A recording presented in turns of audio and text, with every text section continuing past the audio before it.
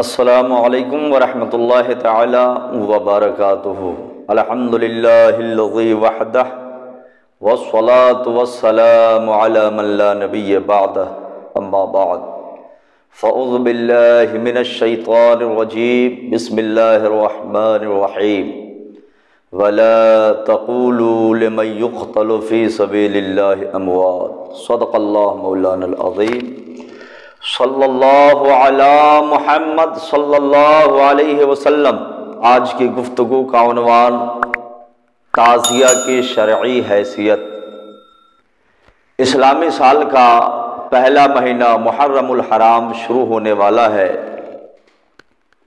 اسلام دنیا کا وہ پہلا مذہب ہے جو حضرت فاروق اعظم رضی اللہ تعالی عنہ اور امام حسین اور ان کے رفقا کی قربانی سے شروع ہوتا ہے اور حضرت اسماعیل ذبیح اللہ کی قربانی پر اختتام پذیر ہوتا ہے۔ مگر افسوس کی بات یہ ہے کہ محرم الحرام شروع ہوتے ہی تعزیہ داروں کے دلوں میں خوشی کی لہر دوڑ جاتی ہے اور ان کے دل میں خرافات کے جذبات جنم لینے لگتے ہیں۔ یاد رکھیے، تعزیہ بنانا جو کہ عوام میں رائج ہے، یہ ناجائز اور بدعت ہے۔ اس کا بنانا گناہ اور معصیت ہے۔ اس پر شیرنی وغیرہ چڑھانا بھی محض جہالت ہے، اور تعزیے کی تعظیم بھی بدعت اور ناجائز ہے۔ ایسا ہی اعلیٰ حضرت امام احمد رضا نے تحریر فرمایا ہے۔ تعزیہ نہیں امام حسین کے روضے کی نقل ہے، اور اگر نقل اور نقشہ مان بھی لیا جائے تو وہ ڈھول تاشا اور باجوں کے ساتھ گشت کرتے ہوئے نکلنا یہ روضہ امام حسین کی توہین ہے، شان نہیں ہے، اس میں اہانت ہے روضہ امام حسین کی۔ اگر امام حسین کے روضے کی نقل مان بھی لی جائے، نقشہ مان بھی لیا جائے، تو یہ اس کی توہین ہے۔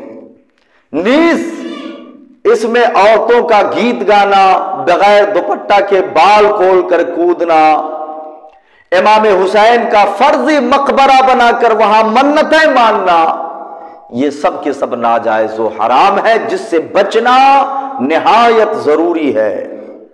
مقبرہ بناتے ہیں امام حسین کا، تعزیہ کے پاس لوگ جا کر منتیں مانتے ہیں، اس میں شرک کی بو بھی آتی ہے، اس میں ایمان کا بھی خطرہ ہے۔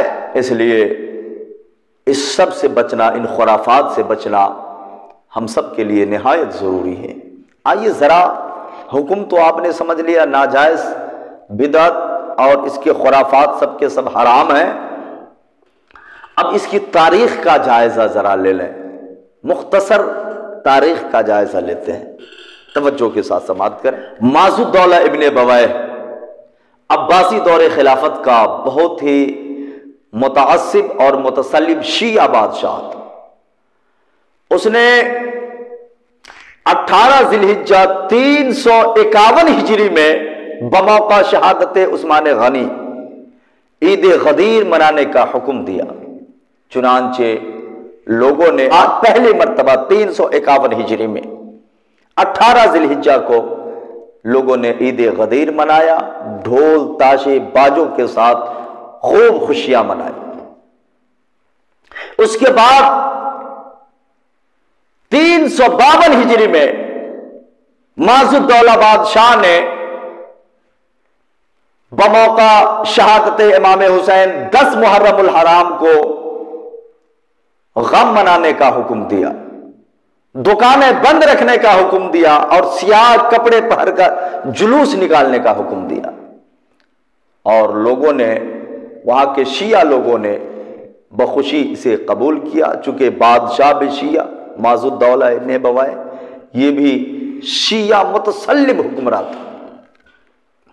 چنانچہ 352 ہجری میں ماضی الدولہ کے حکم کے مطابق 10 محرم الحرام کو لوگوں نے تعزیہ بنایا اور تعزیہ کے ساتھ سیاہ کپڑے پہن کر ڈھول تاشے اور باجے کے ساتھ میں تعزیہ لے کر کے گھومتے ہوئے گشت کرتے ہوئے ماتمی جلوس نکالا گیا۔ یہ دنیا کی تاریخ کا سب سے پہلا تعزیہ تھا جو بغداد کی سرزمین پر 352 ہجری میں بنایا گیا، اور بنانے والا یہ سب کے سب شیعہ تھے۔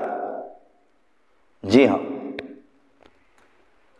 یہ تو بغداد کی تاریخ رہی۔ ہندوستان میں کب سے تعزیہ داری شروع ہوئی یہ بھی سن لیجیے۔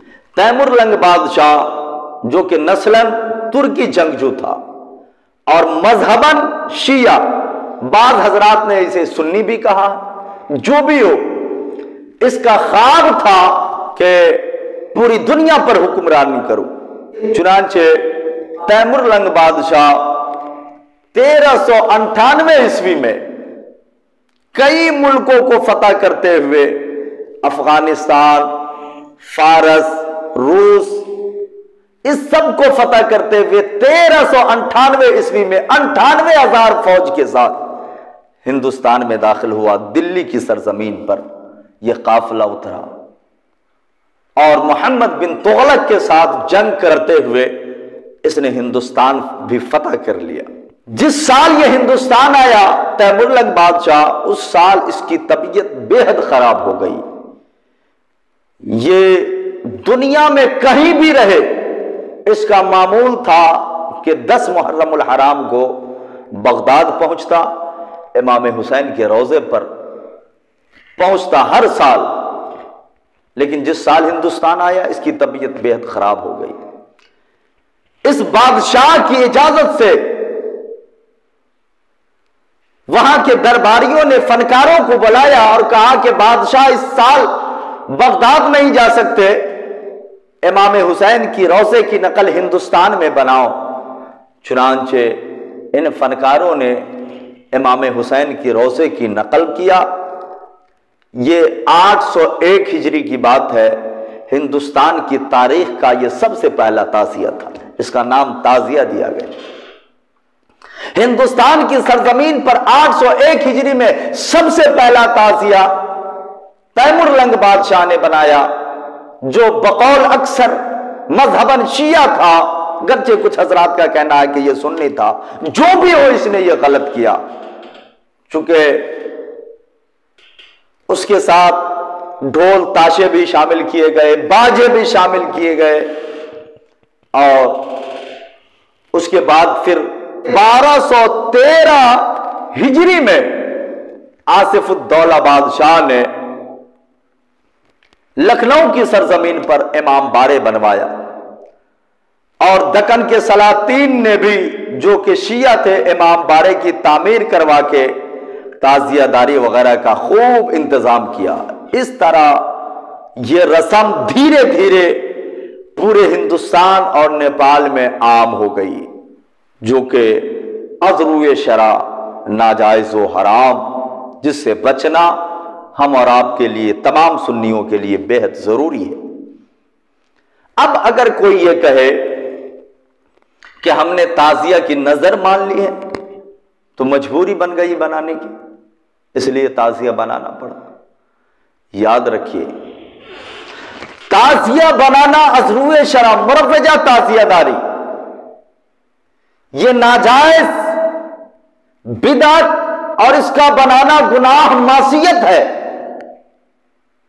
کسی نے اگر منت بھی مان لی، نظر مان لیا، مثلا کسی کا بیٹا بیمار تھا، نظر مان لیا یا اللہ میرا بیٹا ٹھیک ہو جائے گا تو میں تعزیہ بناؤں گا، تو محرم کا مہینہ آیا تو اس کے لیے اس نظر کا، منت کا پورا کرنا واجب نہیں، چونکہ یہ گناہ ہے۔ ناجائز اور حرام کام کی کسی نے منت مان لی تو یہ منت ہی صحیح نہیں ہے، یہ نظر ہی صحیح نہیں ہے۔ اس لیے اگر کسی نے تعزیہ کی نظر مان لی تو کان کھول کے سن لیجئے، اور جو لوگ منت مان کے، نظر مان کے تعزیہ بنانا اپنی مجبوری سمجھتے ہیں، انہیں سنا دیجئے کہ یہ ناجائز اور حرام کام ہے، اس کی نظر ماننا صحیح نہیں، اگر مان بھی لیا تو اس کا پورا کرنا ضروری نہیں، بلکہ بچنا اس سے ضروری ہے تاکہ گناہ سے بچ سکے۔ ایک آدمی غلطی کرتا ہے، محلے کے لوگ اور پڑوس کے لوگ، ارد گرد کے لوگ اس میں شامل ہوتے ہیں اور سب کے سب گناہ میں ملوث ہوتے ہیں۔ ایک کی غلطی کی وجہ سے بہت سارے لوگ گناہوں میں مبتلا ہو جاتے ہیں۔ اس لیے یاد رکھیں، آپ غور کریں کہ اس میں خود غور کریں کہ کتنے خرافات ہیں، اور شریعت بھی اسے ناجائز کہتی ہے، اس لیے آپ اس سے بچیں اور دوسروں کو بھی بچائیں۔ یہ سراسر ناجائز ہے، مروجہ تعزیہ داری جس سے بچنا ہمارا آپ کے لیے ضروری ہے۔ اللہ تعالیٰ کی بارگاہ میں دعا کرتا ہوں، اللہ تعالیٰ ہم کو، آپ کو، سارے مومنین کو گناہوں سے بچنے کی توفیق عطا فرمائے۔ وما توفیقی الا باللہ۔ السلام علیکم ورحمۃ اللہ تعالیٰ وبرکاتہ۔